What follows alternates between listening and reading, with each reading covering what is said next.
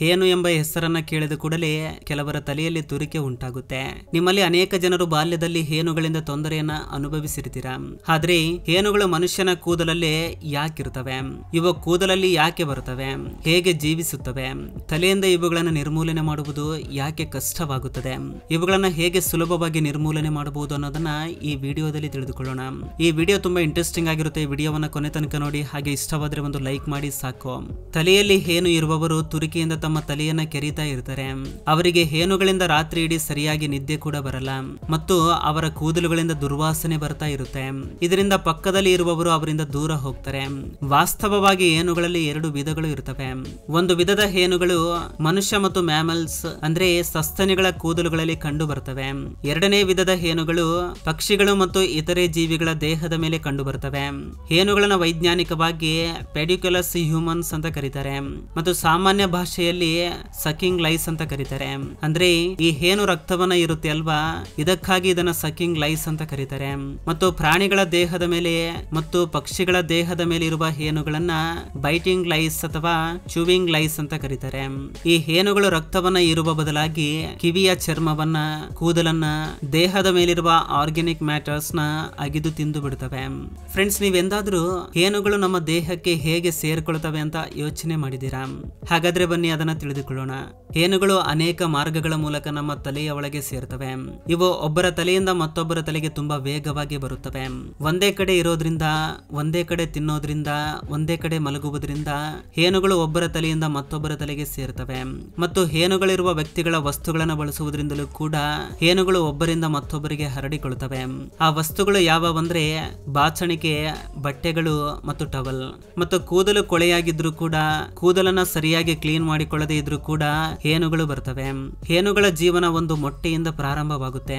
ಒಂದು ಹೆಣ್ಣು ಏನು ಒಂದು ದಿನದಲ್ಲಿ 5 ರಿಂದ 10 ಮೊಟ್ಟೆಗಳನ್ನ ಇಡುತ್ತೆ. ಇಷ್ಟು ಮೊಟ್ಟೆಗಳನ್ನ ಇಡುವಾಗ ಇವು ಎಷ್ಟು ವೇಗವಾಗಿ ಹರಡಿಕೊಳ್ಳುತ್ತವೆ ಅನ್ನೋದನ್ನ ನೀವು ಆಲೋಚನೆ ಮಾಡಬಹುದು. ಹೇನುಗಳ ಮೊಟ್ಟೆ ನೋಡುವುದಕ್ಕೆ ಹಳದಿ ಮತ್ತು ಬಿಳಿ ಬಣ್ಣದಲ್ಲಿ ಇರುತ್ತವೆ. ಇವು ಎಷ್ಟು ಚಿಕ್ಕದಾಗಿರ್ತವೆ ಅಂದ್ರೆ ಇವುಗಳನ್ನ ನಮ್ಮ ಕಣ್ಣಿನಿಂದ ನೋಡೋದು ಕೂಡ ತುಂಬಾ ಕಷ್ಟ. ಹೇನುಗಳ ಮೊಟ್ಟೆಗಳನ್ನ ನಿಟ್ಸ್ ಅಂತ ಕರೀತಾರೆ. ಮೊಟ್ಟೆಯನ್ನ ಇಟ್ಟು 1 ವಾರದ ನಂತರ ಮೊಟ್ಟೆಯಿಂದ ಹೇನಿನ ಮರಿಗಳು ಹೊರ ಬರ್ತವೆ. ಹೇನಿನ ಮರಿಗಳನ್ನ ನಿಮ್ಸ್ ಅಂತ ಕರೀತಾರೆ. ಇವು ಹಳದಿ ಬಣ್ಣದಲ್ಲಿ ಇರ್ತವೆ. ಹೇನಿನ ಮರಿಗಳು ಹುಟ್ಟಿದಾಗಿನಿಂದಲೇ ರಕ್ತವನ್ನ ಹೀರಿಕೊಳ್ಳಲು ಪ್ರಾರಂಭಿಸ್ತವೆ. ಇವು ಕೇವಲ 1 ವಾರದಲ್ಲಿ ಅಡಲ್ಟ್ಸ್ ಆಗಿ ಬದಲಾಗ್ತವೆ. ಇವು 0.8 mm ನಿಂದ 2 mm ನಷ್ಟು ಉದ್ದವಾಗಿ ಇರುತ್ತವೆ ಮತ್ತು 0.3 mm ನಷ್ಟು ಅಗಲವಾಗಿರುತ್ತದೆ. ಮತ್ತು ಹೇನುಗಳ ಜೀವಿತಾವಧಿ 30 ದಿನಗಳು. ಒಂದು ಸ್ತ್ರೀ ತಲೆಯಲ್ಲಿ ಹೇನುಗಳು 30 ದಿನಗಳವರೆಗೂ ಜೀವಿಸಬಲ್ಲವು. ಆದರೆ ಪುರುಷರಲ್ಲಿ ಇವುಗಳ ಆಯಸ್ಸು ಕಡಿಮೆಯಾಗುತ್ತದೆ. ಪುರುಷರ ತಲೆಯಲ್ಲಿ ಹೇನುಗಳು ಸಾಮಾನ್ಯವಾಗಿ 20 ದಿನಗಳವರೆಗೂ ಜೀವಿಸಬಲ್ಲವು. ಹೇನುಗಳು ಮನುಷ್ಯನ ರಕ್ತವನ್ನ ಹೀರಿಕೊಳ್ಳಲು ಪ್ರಾರಂಭಿಸಿದಾಗ ಅವು ತಮ್ಮ ಲಾಲಾಜಲವನ್ನು ನಮ್ಮ ತಲೆಯಲ್ಲಿ ಇಂಜೆಕ್ಟ್ ಮಾಡ್ತವೆ. ಇದರಿಂದ ಮನುಷ್ಯನ ದೇಹದಲ್ಲಿ ಆ ಜಾಗದಲ್ಲಿ ರಕ್ತ ಹೆಪ್ಪುಗಟ್ಟುವುದು ಕಡಿಮೆಯಾಗುತ್ತದೆ. ಹೇನುಗಳ ಪಂಜ ತುಂಬಾ ಬಲವಾಗಿರುತ್ತದೆ. ಹೇನುಗಳಿಗೆ 4 ಕಾಲುಗಳು ಇರುತ್ತವೆ. ಹೇನುಗಳನ್ನ ತಲೆ ಕೂದಲುಗಳಿಂದ ಹೊರತೆಗೆಯುವುದು ಯಾಕೆ ಅಷ್ಟು ಕಷ್ಟವಾಗುತ್ತೆ ಅಂದ್ರೆ ಇವು ಚರ್ಮವನ್ನ, ಕೂದಲುಗಳನ್ನ ತುಂಬಾ ಗಟ್ಟಿಯಾಗಿ ಹಿಡಿದುಕೊಂಡಿರ್ತವೆ. ನಮ್ಮಲ್ಲಿ ಅನೇಕ ಜನರು ಹೇನುಗಳು ಕೂದಲಲ್ಲಿ ಯಾಕೆ ಇರುತ್ತವೆ, ಬೇರೆ ಭಾಗದಲ್ಲಿ ಇರಬಹುದಲ್ವಾ, ಅವುಗಳಿಗೆ ರಕ್ತನೇ ಬೇಕಿದ್ರೆ ಬೇರೆ ಭಾಗದಿಂದಲೂ ಕೂಡ ಹೀರಿಕೊಳ್ಳಬಹುದಲ್ಲ ಅಂತ ಯೋಚನೆ ಮಾಡ್ತಾ ಇರ್ತಾರೆ. ಆದ್ರೆ ವಾಸ್ತವವಾಗಿ ಹೇನುಗಳು ಬಿಸಿಯಾಗಿರುವ ಪ್ರದೇಶದಲ್ಲಿ ಇರಲು ಬಯಸುತ್ತವೆ ಮತ್ತು ಬಿಸಿಯಾಗಿರುವ ಜಾಗದಲ್ಲಿ ಇವು ತುಂಬಾ ವೇಗವಾಗಿ ಅಭಿವೃದ್ಧಿ ಆಗ್ತವೆ. ಸೊ ಕೂದಲಿನ ಮಧ್ಯದಲ್ಲಿ ತಲೆಯಲ್ಲಿ ತುಂಬಾ ಬಿಸಿ ಇರುತ್ತೆ ಮತ್ತು ತುಂಬಾ ದಟ್ಟವಾದ ಕೂದಲಿದ್ರೆ ಹೇನುಗಳು ಇನ್ನೂ ವೇಗವಾಗಿ ಅಭಿವೃದ್ಧಿ ಆಗ್ತವೆ. ಈ ಹೇನುಗಳು ಭಾರತಕ್ಕೆ ಅಮೆರಿಕ ಮತ್ತು ಆಫ್ರಿಕಾದಿಂದ ಬಂದಿವೆ ಅಂತ ಹೇಳಲಾಗುತ್ತೆ. ಆದ್ರೆ ಆಫ್ರಿಕಾದಲ್ಲಿ ಮತ್ತು ಅಮೆರಿಕದಲ್ಲಿ ಈಗ ಹೇನುಗಳ ಸಮಸ್ಯೆ ತುಂಬಾ ಕಡಿಮೆಯಾಗಿದೆ. ಕೆಲವು ವರ್ಷಗಳ ಹಿಂದೆ ಆಫ್ರಿಕಾದಲ್ಲಿ ಕೆಲವು ಪ್ರದೇಶಗಳಲ್ಲಿ ಹೇನುಗಳ ಹಾವಳಿ ವಿಪರೀತವಾಗಿ ಹೆಚ್ಚಾಗಿರುತ್ತೆ. ಇವುಗಳಿಂದ ತಪ್ಪಿಸಿಕೊಳ್ಳಲು ಅಲ್ಲಿನ ಜನರು ತಮ್ಮ ತಲೆಗೆ DDT ಪೌಡರ್ನ ಹಚ್ಚಿಕೊಳ್ಳಲು ಪ್ರಾರಂಭಿಸುತ್ತಾರೆ. ಇದು ಒಂದು ರೀತಿಯ ಪೆಸ್ಟಿಸೈಡ್ ಆಗಿರುತ್ತೆ. ತಲೆಯಲ್ಲಿರುವ ಈ ಹೇನುಗಳು ತಲೆಯಿಂದ ಹೊರ ಬಂದ್ರೆ ಕೇವಲ 1 ಅಥವಾ 2 ದಿನಗಳು ಮಾತ್ರ ಜೀವಂತವಾಗಿರಬಲ್ಲವು. ಈಗಿನವರೆಗೂ ಹೇನುಗಳಲ್ಲಿ ಸುಮಾರು 532 ಜಾತಿಯ ಹೇನುಗಳನ್ನ ಕಂಡುಕೊಂಡಿದ್ದಾರೆ. ಹೇನುಗಳ ಬಗ್ಗೆ ಮತ್ತೊಂದು ವಿಷಯ ಏನಂದ್ರೆ ಇವು ಸುಮಾರು 8 ಗಂಟೆಗಳ ಕಾಲ ತಮ್ಮ ಉಸಿರನ್ನ ಹಿಡಿದುಕೊಳ್ಳಬಲ್ಲವು. ನಾವೇನಾದ್ರೂ ನಮ್ಮ ತಲೆಯನ್ನ ಕೆಲವೊತ್ತು ನೀರಿನಲ್ಲಿ ಮುಳುಗಿಸಿ ಇಟ್ರೆ ಅಥವಾ ಸ್ವಿಮ್ಮಿಂಗ್ ಪೂಲ್ ಅಲ್ಲಿ ಇದ್ದಾಗ ನಿಮ್ಮ ತಲೆಯಲ್ಲಿರುವ ಹೇನುಗಳು ಹೋಗ್ತವೆ ಅಂತ ಅಂದುಕೊಂಡ್ರೆ ನಿಮ್ಮ ಕಲ್ಪನೆ ತಪ್ಪಾಗುತ್ತೆ. ಮತ್ತು ಹೆಚ್ಚಾಗಿ ಹೇನುಗಳ ಸಮಸ್ಯೆ 5 ರಿಂದ 10 ವರ್ಷದ ಮಕ್ಕಳಲ್ಲಿ ಹೆಚ್ಚಾಗಿ ಕಂಡುಬರುತ್ತೆ. ಯಾಕಂದ್ರೆ ಅವರು ದಿನವಿಡೀ ಶಾಲೆಯಲ್ಲಿ ಬೇರೆ ಮಕ್ಕಳೊಂದಿಗೆ ಆಟವಾಡ್ತಾ ಅವರ ಪಕ್ಕದಲ್ಲಿ ಇರೋದ್ರಿಂದ. ಹೇನುಗಳು ಒಬ್ಬರ ತಲೆಯಿಂದ ಮತ್ತೊಬ್ಬರ ತಲೆಗೆ ತುಂಬಾ ಸುಲಭವಾಗಿ ಸೇರಿಕೊಳ್ಳುತ್ತವೆ. ಈ ವಯಸ್ಸಿನ ಮಕ್ಕಳಿಗೆ, ಮುಖ್ಯವಾಗಿ ಹುಡುಗಿಯರಿಗೆ, ತಮ್ಮ ಕೂದಲನ್ನ ಹೇಗೆ ಕಾಳಜಿ ವಹಿಸಿಕೊಳ್ಳಬೇಕು ಅನ್ನೋದು ಗೊತ್ತಿರೋದಿಲ್ಲ. ಇದಕ್ಕಾಗಿ ಹೇನುಗಳು ಇವರನ್ನ ತುಂಬಾ ಸುಲಭವಾಗಿ ಟಾರ್ಗೆಟ್ ಮಾಡ್ತವೆ. ಹೇನುಗಳನ್ನ ತಲೆಯಿಂದ ತೆಗೆದು ಹಾಕೋದು ಅಥವಾ ನಿರ್ಮೂಲನೆ ಮಾಡೋದು ಅಷ್ಟು ಸುಲಭವಲ್ಲ. ನೀವು ನಿಮ್ಮ ಕೂದಲನ್ನ ನೀರಿನಿಂದ ನೆನೆಸಿದ್ರು ಕೂಡ, ಸೋಪಿನಿಂದ ತೊಳೆದ್ರು ಕೂಡ, ಅಥವಾ ಶಾಂಪೂವಿನಿಂದ ತೊಳೆದ್ರು ಕೂಡ ಸುಲಭವಾಗಿ ಹೋಗೋದಿಲ್ಲ. ಅನೇಕ ಜನರು ಹೇನುಗಳು ಬೀಳೋದನ್ನ ಒಂದು ವ್ಯಾಧಿ ಅಂತ ಅಂದ್ಕೊಳ್ತಾರೆ. ಆದ್ರೆ ಅದು ತಪ್ಪು ಕಲ್ಪನೆ. ಹೇನುಗಳು ಬೀಳೋದು ಒಂದು ಸಾಮಾನ್ಯ ಪ್ರಕ್ರಿಯೆ ಆಗಿದೆ ಮತ್ತು ಹೇನುಗಳು ಬೀಳೋದ್ರಿಂದ ಮನುಷ್ಯನ ಆರೋಗ್ಯದ ಮೇಲೆ ಹೆಚ್ಚಿನ ಪ್ರಭಾವವೇನೂ ಬೀಳೋದಿಲ್ಲ. ಆದ್ರೆ ಹೇನುಗಳು ಇರೋದ್ರಿಂದ ಮನುಷ್ಯ ದಿನವಿಡೀ ತೊಂದರೆಯನ್ನ ಅನುಭವಿಸ್ತಾನೆ. ಇದರಿಂದ ಅವರಿಗೆ ರಾತ್ರಿ ಇಡೀ ಸರಿಯಾಗಿ ನಿದ್ದೆ ಕೂಡ ಬರಲ್ಲ ಮತ್ತು ಅವರ ತಲೆಯಿಂದ ದುರ್ವಾಸನೆ ಬರ್ತಾ ಇರುತ್ತೆ. ಹೇನುಗಳಿರುವವರ ಹತ್ರ ಬರಲು, ಅವರ ಪಕ್ಕದಲ್ಲಿ ಕುಂತ್ಕೊಳ್ಳಲು ಕೂಡ ಯಾರು ಬಯಸುವುದಿಲ್ಲ. ಇದಕ್ಕಾಗಿ ತಲೆಯಿಂದ ಹೇನುಗಳನ್ನು ನಿರ್ಮೂಲನೆ ಮಾಡೋದು ತುಂಬಾ ಮುಖ್ಯ.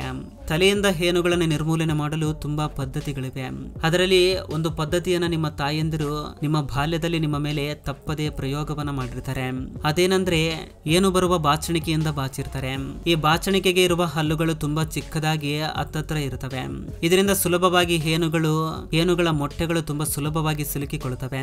ಇದನ್ನ ಹೇನುಗಳನ್ನ ತೆಗೆಯಲು ಉಪಯೋಗಿಸುವ ಸಾಂಪ್ರದಾಯಿಕ ಪದ್ಧತಿ ಅಂತ ಕರೀತಾರೆ. ಹೀಗೆ ಕೆಲ ದಿನಗಳವರೆಗೂ ಪ್ರತಿದಿನ ಬಾಚಿಕೊಳ್ಳೋದ್ರಿಂದ ಹೇನುಗಳ ಸಮಸ್ಯೆ ತುಂಬಾ ಕಡಿಮೆ ಆಗುತ್ತೆ. ಆದ್ರೆ ತಲೆಯಿಂದ ಹೇನುಗಳನ್ನ ಪೂರ್ತಿಯಾಗಿ ನಿರ್ಮೂಲನೆ ಮಾಡಲು ಕ್ಲೀನಿಂಗ್ ವಿಷಯದಲ್ಲಿ ವಿಶೇಷವಾಗಿ ಶ್ರದ್ಧೆ ವಹಿಸಬೇಕಾಗುತ್ತೆ. ನೀವು ಟೈಮ್ ಟು ಟೈಮ್ ನಿಮ್ಮ ಕೂದಲುಗಳನ್ನ ಕ್ಲೀನ್ ಮಾಡಿಕೊಳ್ಬೇಕು. ಕೂದಲನ್ನ ಕ್ಲೀನ್ ಮಾಡಿಕೊಳ್ಳಲು ಈಗಿನ ದಿನಗಳಲ್ಲಿ ಮಾರ್ಕೆಟ್ ನಲ್ಲಿ ಅನೇಕ ವಿಧವಾದ ಶಾಂಪೂಸ್ ಮತ್ತು ಕೆಮಿಕಲ್ಸ್ ಬಂದಿವೆ. ಇವುಗಳ ಸಹಾಯದಿಂದ ತುಂಬಾ ವೇಗವಾಗಿ ತಲೆಯಲ್ಲಿರುವ ಹೇನುಗಳನ್ನ ನಿರ್ಮೂಲನೆ ಮಾಡಬಹುದು. ಮತ್ತು ಹೇನುಗಳ ಸಮಸ್ಯೆಗಳಿಂದ ತಪ್ಪಿಸಿಕೊಳ್ಳಲು ಹೇನುಗಳಿರುವ ವ್ಯಕ್ತಿಗಳಿಂದ ದೂರ ಇರಿ. ತುಂಬಾ ಮುಖ್ಯವಾಗಿ ನಿಮ್ಮ ಮಕ್ಕಳಿಗೆ ಇದರ ಬಗ್ಗೆ ತಿಳುವಳಿಕೆ ಹೇಳಿ. ಶಾಲೆಯಲ್ಲಿ ಹೇನುಗಳಿರುವ ಮಕ್ಕಳ ಜೊತೆಗೆ ತುಂಬಾ ಜಾಗರೂಕತೆಯಿಂದ ಇರಿ ಅಂತ ಹೇಳಿ. ಇಷ್ಟೇ ಅಲ್ಲದೆ ಅವರಿಗೆ ಹೇನುಗಳಿರುವ ವ್ಯಕ್ತಿಗಳ ಜೊತೆಗೆ ಅಸಭ್ಯವಾಗಿ ನಡೆದುಕೊಳ್ಳಬಾರದು ಅಂತ ಕೂಡ ಹೇಳಿಕೊಡಬೇಕು. ತಲೆಯಿಂದ ಹೇನುಗಳನ್ನ ಪೂರ್ತಿಯಾಗಿ ತೆಗೆದುಕೊಳ್ಳಲು ನೀವು ವೈದ್ಯರ ಸಲಹೆಯನ್ನ ಕೂಡ ತೆಗೆದುಕೊಳ್ಳಬಹುದು. ಅನೇಕ ಬಾರಿ ಹೇನುಗಳ ಕಾರಣದಿಂದ ಕೂದಲು ಉದುರುವಿಕೆ ಕೂಡ ಉಂಟಾಗುತ್ತೆ. ತಲೆಯಲ್ಲಿ ಮೊಡವೆಗಳು ಉಂಟಾಗ್ತವೆ. ಇವುಗಳಿಂದ ತುರಿಕೆ ಉಂಟಾಗುತ್ತೆ. ಇಂತಹ ಸಮಸ್ಯೆಗಳು ಉಂಟಾದ್ರೆ ತಕ್ಷಣವೇ ಡಾಕ್ಟರ್ನ ಭೇಟಿ ಮಾಡಿ ಮತ್ತು ನಿಮ್ಮ ತಲೆಯಲ್ಲಿರುವ ಹೇನುಗಳನ್ನ ನಿರ್ಮೂಲನೆ ಮಾಡಲು ನೀವು ಬೇವಿನ ಎಲೆಯ ಪೇಸ್ಟ್ ನ ಕೂಡ ಬಳಸಬಹುದು. ಕೆಲ ಬೇವಿನ ಎಲೆಗಳನ್ನ ತೆಗೆದುಕೊಂಡು ಅವುಗಳನ್ನ ಗ್ರೈಂಡ್ ಮಾಡಿ ಪೇಸ್ಟ್ ರೀತಿ ಮಾಡಿ ಆ ಪೇಸ್ಟ್ ನ ನಿಮ್ಮ ತಲೆಗೆ ಹಚ್ಕೊಂಡು ಕೆಲ ಸಮಯ ಹಾಗೆ ಬಿಡಿ. ನಂತರ ಶಾಂಪೂವಿನಿಂದ ತಲೆಯನ್ನ ಚೆನ್ನಾಗಿ ಕ್ಲೀನ್ ಮಾಡ್ಕೊಳ್ಳಿ. ಇದೇ ರೀತಿ 3 ರಿಂದ 4 ಬಾರಿ ಮಾಡಿದ್ರೆ ನಿಮ್ಮ ತಲೆಯಿಂದ ಹೇನುಗಳು ಪೂರ್ತಿಯಾಗಿ ಮಾಯವಾಗಿ ಬಿಡ್ತವೆ.